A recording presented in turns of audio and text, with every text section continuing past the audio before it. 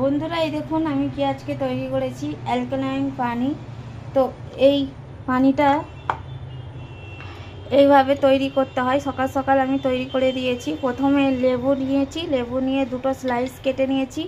শশা নিয়েছি, শশারও স্লাইস কেটে নিয়েছি, ছিলকা কিন্তু ছাড়াইনি। এখানে ধনে পাতা দিয়েছি, ধনে পাতাও কেটেছি, আর পুদিনা পাতাও দিয়েছি। ঠিক আছে, পুদিনা পাতাও এই দেখুন পুদিনা পাতা।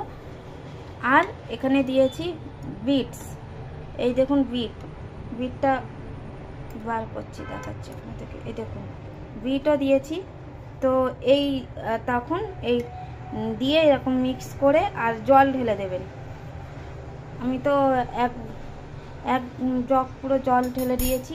দিয়ে ঘন্টা দুয়েক আপনারা এরকম রেখে দেবেন। এইভাবে ঘন্টা দুয়েক রেখে দেওয়ার পরে তারপরে আপনারা খাবেন। দেখবেন এর মধ্যে অনেক রকমের ভিটামিন সি আছে। আর আপনাদের ব্যাকটেরিয়া যেগুলো আপনাদের শরীরে থাকে, ব্যাকটেরিয়াগুলো আপনাদের মানে ওগুলো ক্ষতি করে না আমাদের, ওইগুলো খেলে আমাদের শরীর সুস্থ থাকবে। এই